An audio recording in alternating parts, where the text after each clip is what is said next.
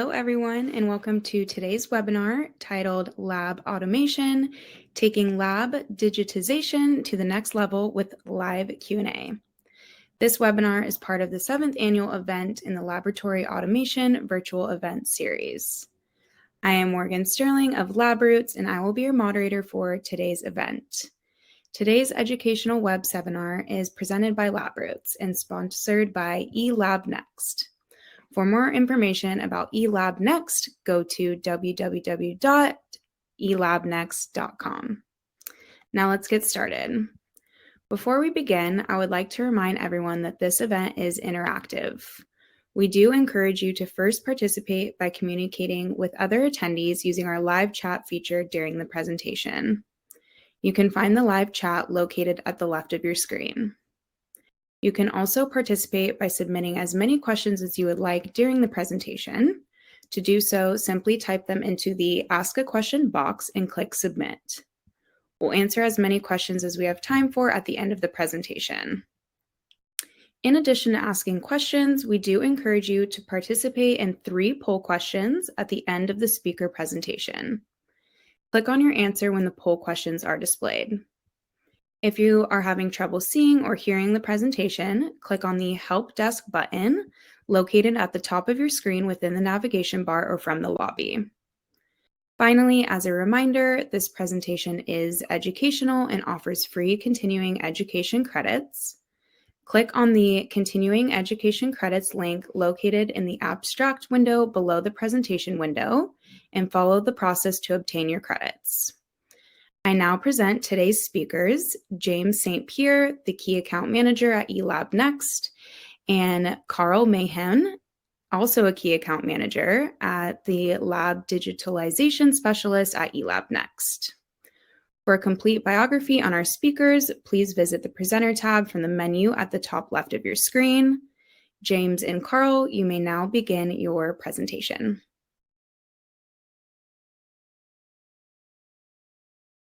Welcome, everyone. I'm Jim St.Pierre here today with Carl Mahon. We're both lab digitization specialists here at eLabNext. We're thrilled to be a part of this LabRoots series, and today we'll be talking about lab automation in the context of digital lab platforms, or DLPs. Carl's going to get us started, so take it away, Carl. Thanks, Jim. So your digital lab platform is like the smartphone for your lab. It is a lab operating system that controls all of the digital aspects of your research. We started with physical notebooks to track all of our information, and these are as old as science itself. From there, improvements in information processing led to the development of the first electronic lab notebooks in the 1990s. Around the same time, mobile phones started coming out. These early systems, while revolutionary, were all bespoke solutions created by large pharma companies that were unique to their processes. Today, these platforms are outdated and clunky since they are not adaptable to changing lab conditions. And this brings us to the late 2000s, where we saw the advent of the digital lab platform in truth. These are comprehensive solutions that encompass multiple different data systems, allowing different parts of the lab to digitally communicate with each other in a cohesive system. And that's where we really begin to automate our lab. Now that we've reviewed how we got here, how do we continue to push our lab digitization forward through automation? First, it's important to understand that automation is a journey. No, not that journey. And not that journey either. There we go. As Aristotle said, we are what we repeatedly do. Excellence then is not an act, but a habit. And excellence, of course, is the whole point of lab automation. It's not a one-time upgrade you make then forget about. And lab automation is a journey you take over time, perhaps without a defined final destination. It comes one step at a time, making progress as you go. Understanding this can actually be quite liberating, which brings me to the next slide. I'm sure many of you have heard the project management joke, how do you eat an elephant? The answer is one bite at a time. In other words, don't try to do it all at once. Break the problem down into manageable pieces. Same thing with lab automation. Organizations should take the same approach. If you'll indulge me sticking with this analogy, maybe the previous slide should have been automation as a meal. Anyway, start by setting the table. Make sure everything is in place before even taking your first bite. Automating a bad system will just create mistakes faster. Garbage in, garbage out. You need to prepare for success, and that preparation is really the first step on the automation journey. Do not rush or skip this prep work. Some questions to ask yourself. What aspects of our workflow should be automated, and why? What's the ROI? Can our current digital system handle automation well?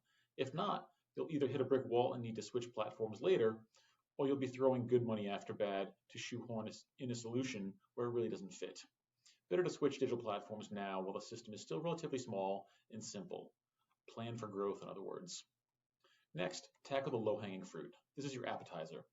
Make the small, easy improvements that will have an immediate impact. These also tend to be low-cost and low-risk changes. These small changes are easier for end users to accept and will prime them for changes to come, prime them for the larger changes to come.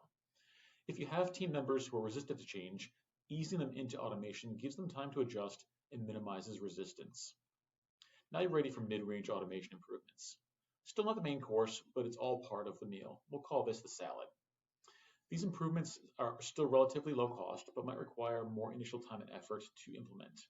The ROI is still worth it. So this is really your sweat equity automation. It's work you can choose to tackle in-house or look for outside assistance.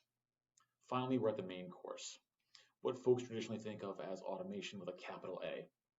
These changes generally only make sense in highly structured environments with repetitive workflows, which is why you see them most often in manufacturing. They're more expensive and time-consuming to put in place, and except for the largest organizations who have the resources, this automation will require assistance from a third-party solutions provider. These advanced automations are also more difficult to modify down the road due to their complexity. Remember how I said not to rush on the planning stage? Yeah. Despite the caveats, these bigger automation steps can also yield the biggest long-term benefits.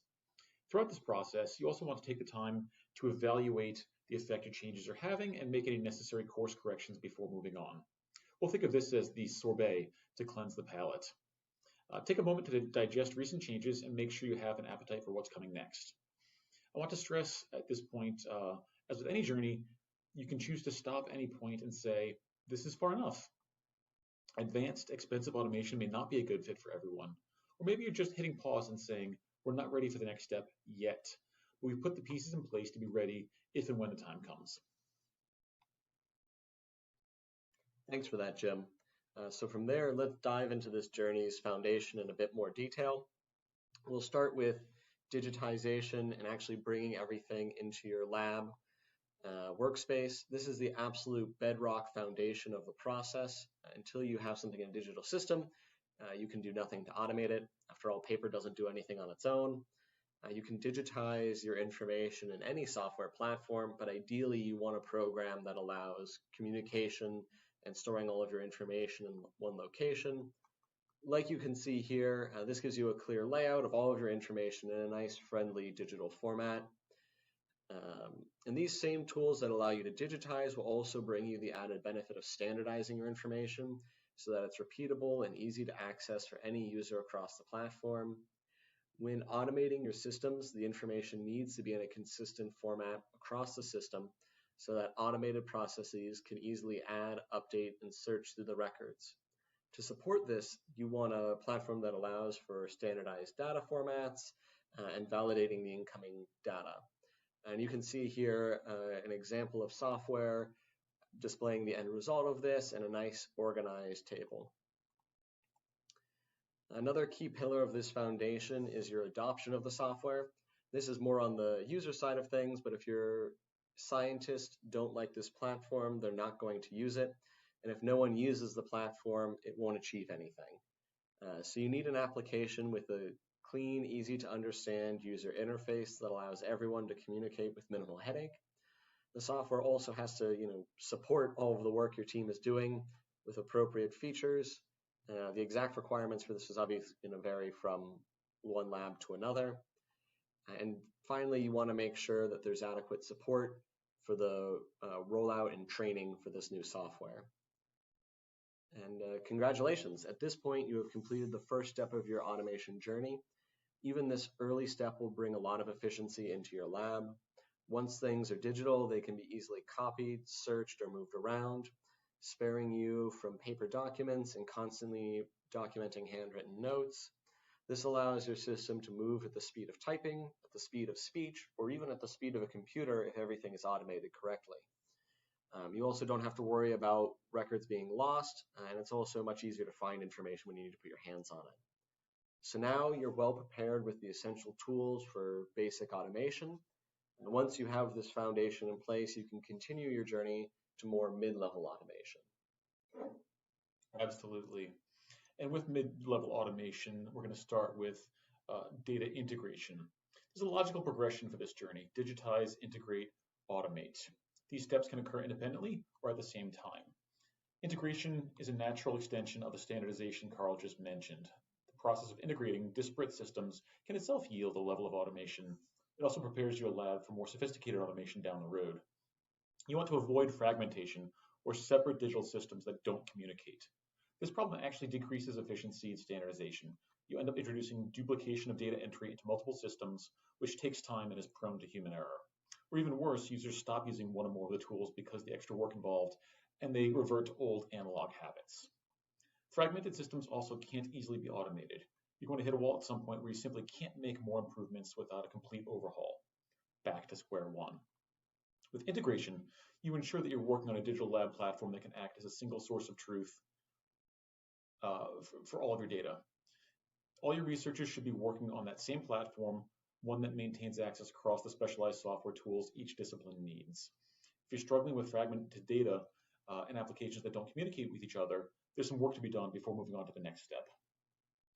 And digital lab platforms exist today, such as eLabJournal, that provide a high level of integration out of the box without the need for expensive custom development projects. Next, we'll take a look at access at your fingertips. And really with this, cloud-based software allows you to access your data and your processes anywhere, anytime. This should include user-friendly mobile and access through phone and tablet companion apps, reactive web designs that work on any device or both. Make accessing your digital platform easy and convenient, and you'll maximize the adoption rate by your end users. How you interact with the system changes when you're away from your workstation.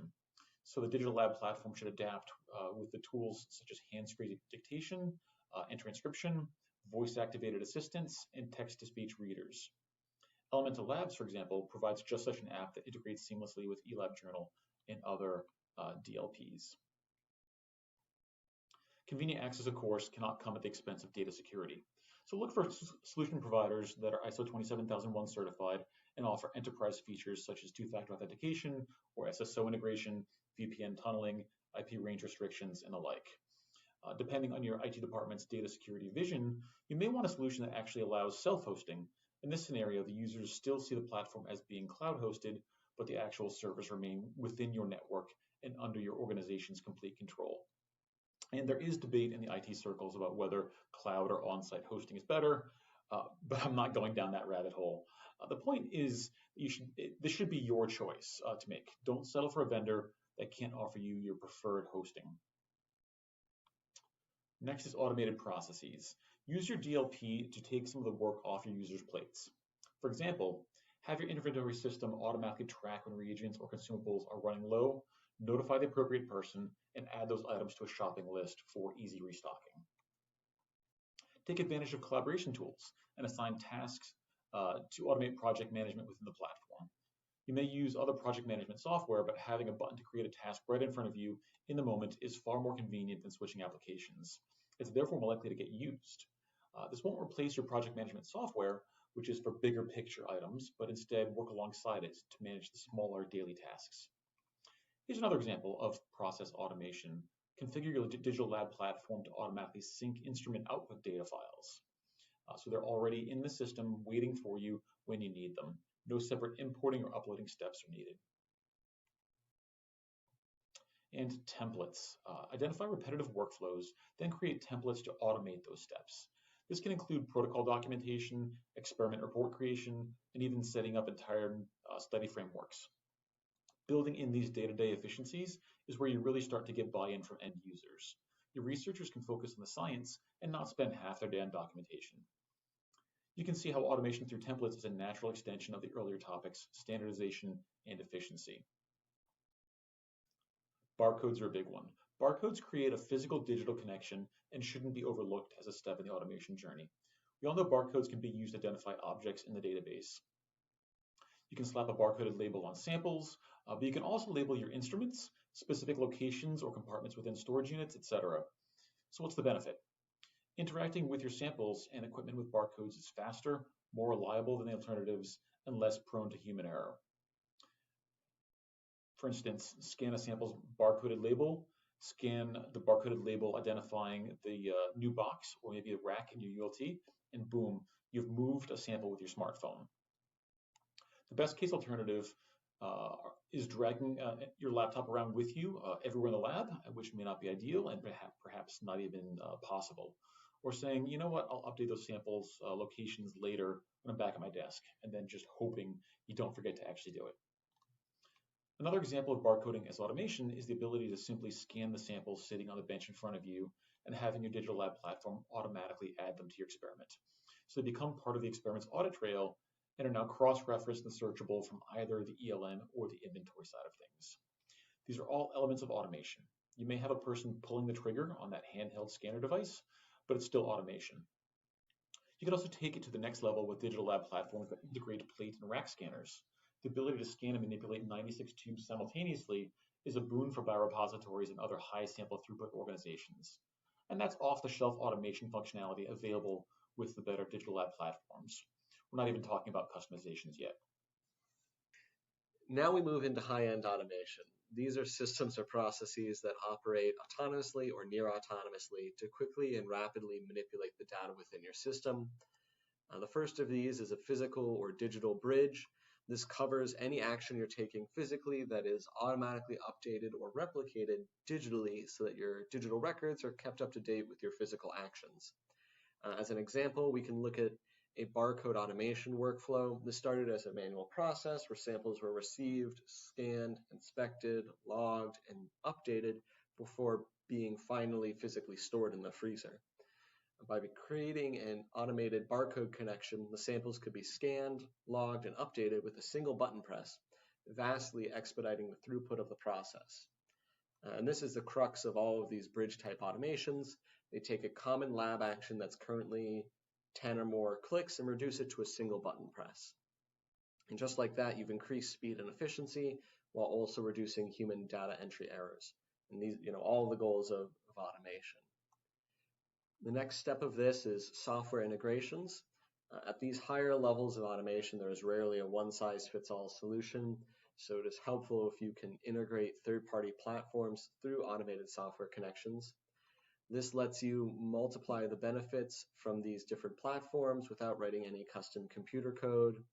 This is an emerging aspect of automation as well, so this should be something that you pay close attention to as you're setting up on a different platform. As an extended sidebar, these types of integration can be established through a variety of different data formats. For example, HL7 or Health Language 7 is a healthcare messaging language that formats messages with predefined context, making them easier to interpret. So you want to make sure that all the software you're looking at is capable of sending and receiving in the data standard that you plan on using, whether that's JSON objects, HL7 messages, or some other encoded data format. Finally, we arrive at one of the peaks of automation, coding your own plugins and operations. This requires an application program interface, or API, which allows the platform to send and receive data in a structured format. And the structure of this format is key since it preserves the rules of the software, which in turn maintains your audit trail and thus your compliance within the platform. It's also useful if you have access to a software development kit, an SDK, which allows for customer development within a software platform, from changing a menu color to adding an entirely new function. This type of customization allows you to really fine-tune everything for your exact processes and connect with a wide range of devices such as automated liquid handlers or other robots. And the final step of automation is data processing. The analysis that we scientists do with the information in your system, these platforms are often powered by the AI systems that have been dominating the headlines of late. These novel programs use advanced machine learning to run complex data analysis. So once you have the information in a digital system, it can be sent to these platforms, the data will be processed, and the results sent back in a nice bundled format. So at this point, you turn around and see the journey you've made, how you started with your foundation, moved through mid-range, and then on to the high-end frontier of automation. As we've been saying, this is a journey, so it'll be a continual process to fine-tune and evolve your automation to adapt new and emerging technologies into this process. Whether this is through sprints or more dedicated marathon efforts, it's always something you should keep in the back of your mind as you grow and develop your company. At this point, we've talked a lot about these processes and how to put them in place, and now we'll show you some example workflows to highlight the different types of automation using eLabJournal. So why don't we change our screen over and we can go through that together.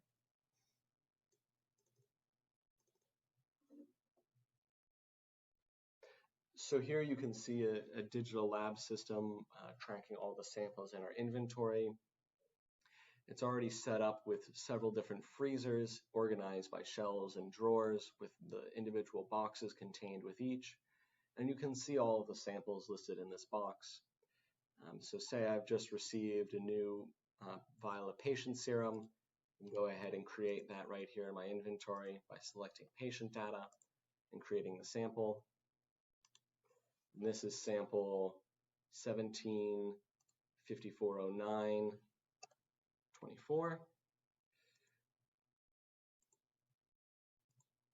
It's a 1.2 ml vial of material. It's from protocol NC999 from subject, and enter in the visit and the time point and all of this information.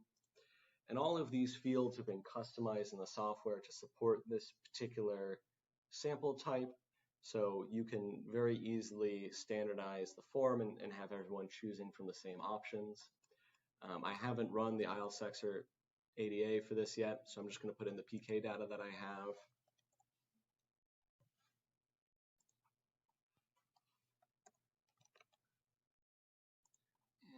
And 6.78199.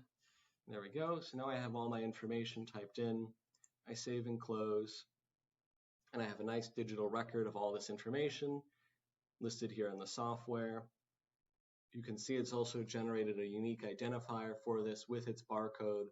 So now I can go ahead and print that out and stick it on a label. And anytime that barcode is scanned, it'll automatically open this data page.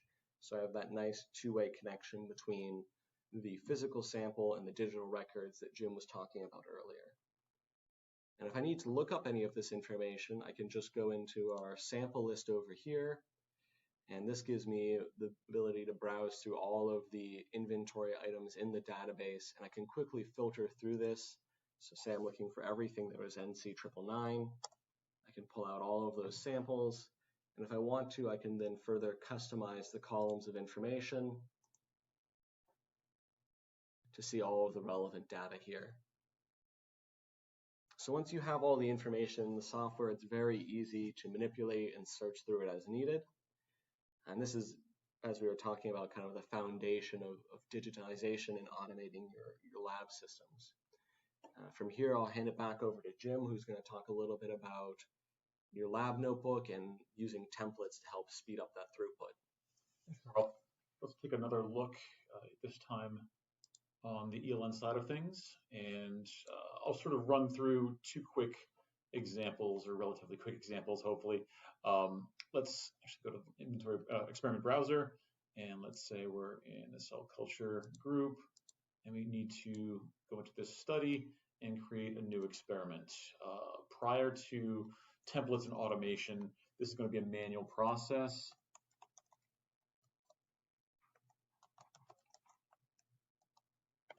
So we'll give our experiment a name, we'll go ahead and create it, and then as a non-optimized process, we've got to go through and add all the different pieces of our experiment report one by one. So first, maybe there's a purpose, And I'll need to go in and add some text here. So we'll go ahead and edit. And here is some text. That's our purpose. Obviously, actually writing it out would take much longer. And then we go in and we might have a procedure that we follow with various outlined steps. And again, I may have to copy and paste this from another source, or I'm going to be writing out the steps as they come, also taking quite a bit of time. I'm speeding it up here for the sake of everyone's attention spans. And then so on and so forth, you go down through and you're going to have to add sections for your samples perhaps that you're pulling into inventory and running through your procedure. So we'll have to browse through the inventory to find the ones we're looking for one by one. And we have to actually know where they are, or perhaps we need to search for them. As Carl said, we have the 999 samples. Maybe this is one of the ones I need. And then we'll need to add a data section for results and calculations. Perhaps I have to go to my hard drive, search over my local hard drive, my laptop, but the shared network drive, find the template I'm looking for, hope it wasn't moved or deleted or renamed without my knowledge, or start from scratch and build something and have to add all of the calculations, verify them, add the charts and graphs and whatnot.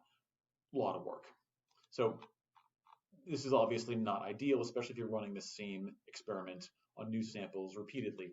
Those repetitive processes are where automation really comes into play. So let's do it again, but do it in a different way. Let's go back to this study. And instead, we're going to add an experiment from a template. And here I have a templated report ready to run. And as you see, when I add this, I have all my sections not only predefined, but also pre-populated with the information that I need. That's going to be the same from one run of the experiment to the next. I have, jump back to the top, I have my purpose. In this case, we can have formatting, we can have images and charts and links and whatnot. In this case, it's a Word Online document embedded within my experiment. I'll save that and minimize it. We have my procedure section. This is actually itself a separate template that was then added into the experiment template. And we can go in here, and if we restart it, we can see that not only is this pre-formatted with all the information, all the instructions I need to run this experiment, but I can also come in here and work with variables that have been predefined that also drive downstream calculations. I'm not, writing on the back of my glove with a Sharpie trying to do calculations in my head, perhaps making mistakes. It's all standardization, optimization, saving time, repeatability, all those cool buzzwords that we're looking for to get out of automation. And then down here we have our specimens materials, our sample section. Previously I had to browse through inventory to find these. Instead, what I can do here is actually just hit this button that says plus scanner, and now we have that barcode automation built in. I have, if you can visualize this, I'm at my lab bench. I have a rack of tubes in front of me, and rather than going through the software to hunt for those same tubes, I'm just going to scan their barcodes.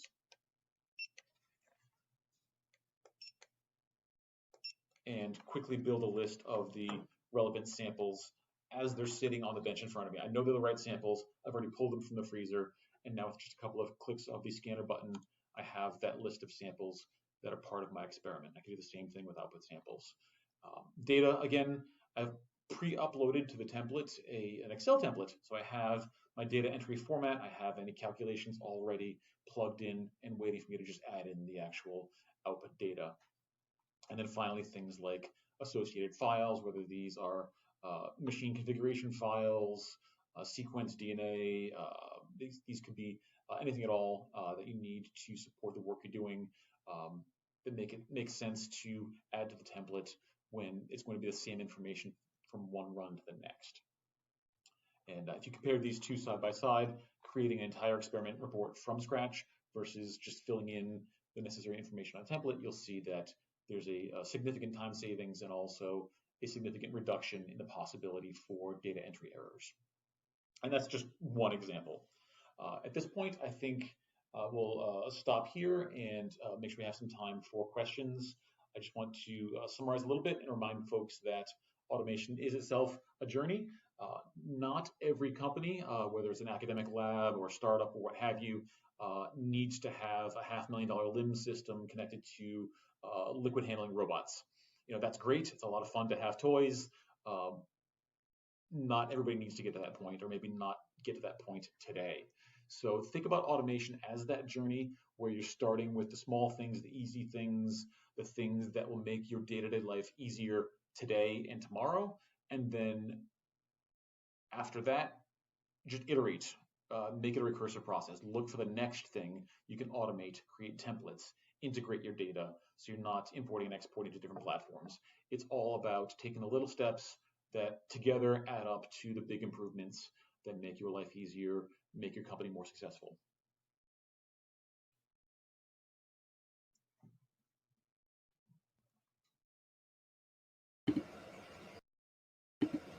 Alrighty, thank you so much for your presentation, James and Carl. Audience, we would appreciate your participation by answering a few polling questions. To record your answers, click on the option on the screen. So our first polling question is, which features of an ELN solution are most important to you and your team? Data organization, sample tracking, or security and compliance? I'll give you a few moments to select your answers.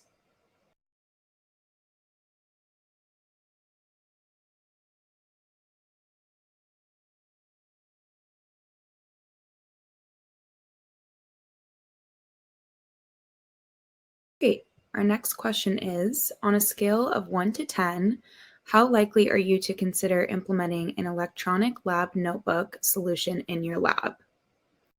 1, no thanks. 5, this seems interesting. Or 10, sign me up. Again, I'll give you a few moments to select your answers.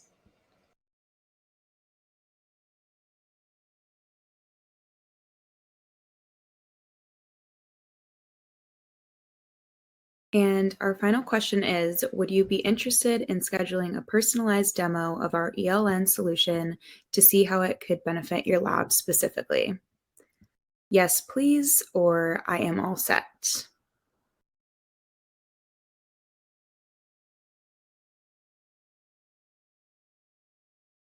Alrighty, thank you so much for participating in those questions.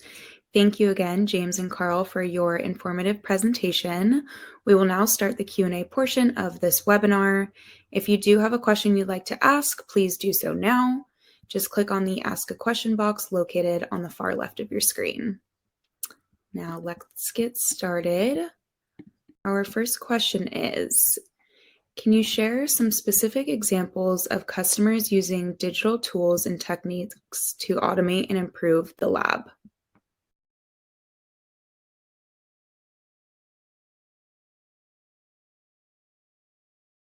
I think a prime one was a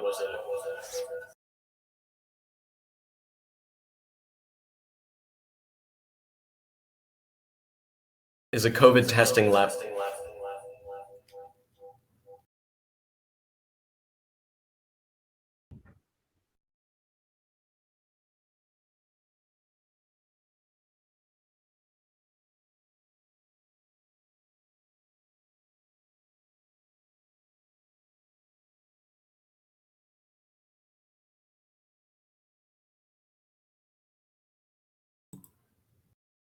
How about now? Okay. Perfect. Sorry about that, everyone. So we had a COVID testing facility using our software. They were collecting patient samples from maybe 14 different testing sites and bringing them all into one central location, and then needed to rapidly process all of these samples and send the information back.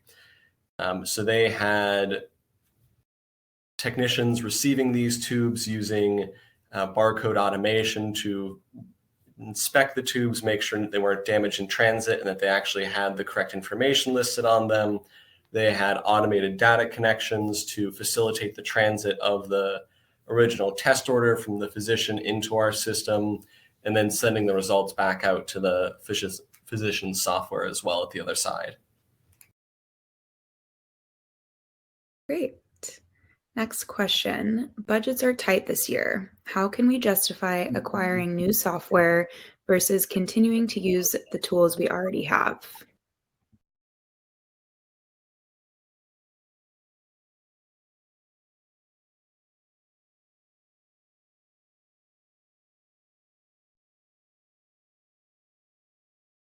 Sorry, having a little audio issue still. So with software, something like this, where you're digitizing your labs and you're gaining efficiency, the efficiencies themselves offset the cost of the software. Platforms such as eLabJournal are not necessarily budget breakers. It's actually quite affordable. It's scalable. It can be rolled out only to the users and groups as needed. And in terms of saving time for the end users, letting them spend more time doing the actual research and work in the lab. And then on the back end, after the data has been collected, more efficiency in being able to use the data. You don't have a black hole where data is just going down a pit, never to be seen again. Data can be reused, data can be analyzed, aggregated, analyzed, etc. You're spending a lot of time creating the data and putting in the work, and the more use you get out of that data on the back end, the more value it has. Rather than thinking of an ELN or digital lab platform as a new cost, it should be thought of as a way to gain efficiency and save costs elsewhere in the organization. Awesome. Thanks, James. Next question. Our IT has strict rules about new software and data security. How do you address those concerns? Sure. So our platform is ISO 27001 certified, which is the gold standard for information security and data management. So that means we're audited by external third-party auditors who rigorously test all of our IT policies to make sure we're using best practice. And then if your IT team has any specific concerns or regulations unique to your organization, we also have a full IT security team headed by our CSO who are happy to work with you one-on-one to meet any of those requirements. Awesome.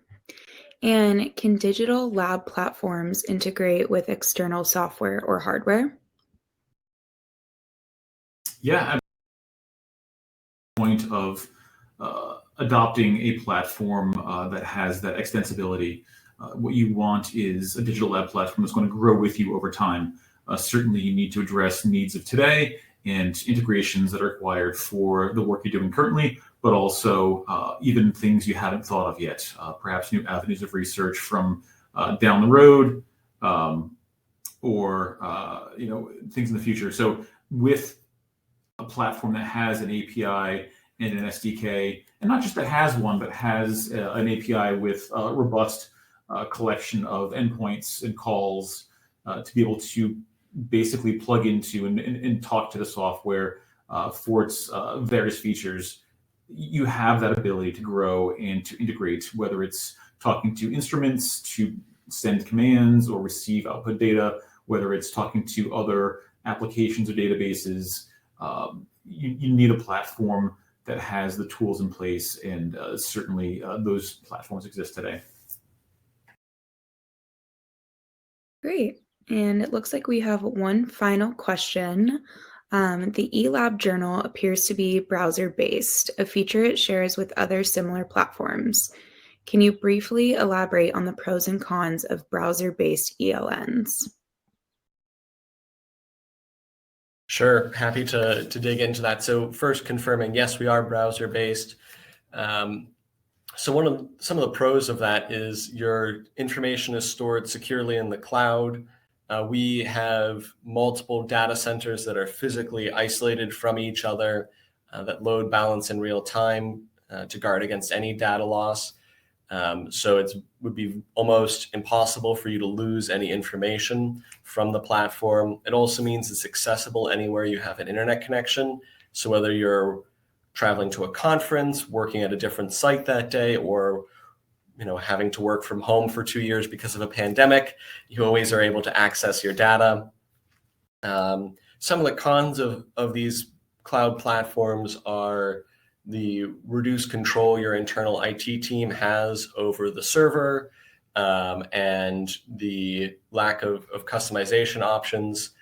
We can mitigate that a little bit with dedicated installations where we can set up a dedicated server or even install the server to run locally on your own IT hardware. Great. Thank you both. James and Carl, do you have any final comments for our audience?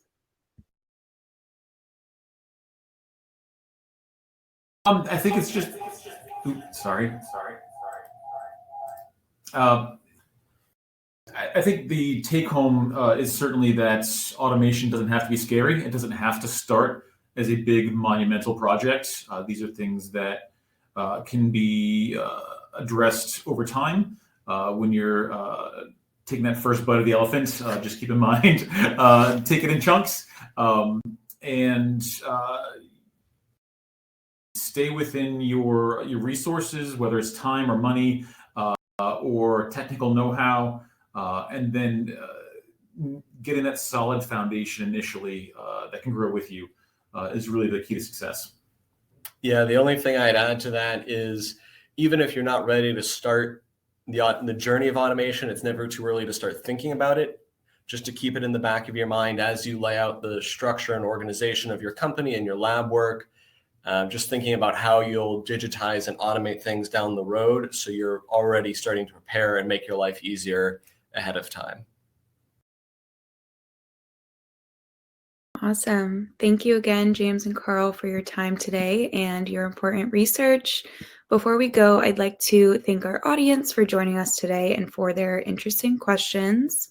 I'd also like to thank our sponsors, eLabNext, for sponsoring today's webinar. Questions we did not have time for today and those submitted during the on-demand period will be addressed by the speaker via the contact information you provided at the time of registration. This webcast can be viewed on demand for 2 years until March 22nd of 2025. LabRoots will alert you via email when it's available for replay. We do encourage you to share that email with your colleagues who may have missed today's live event. Until next time, goodbye.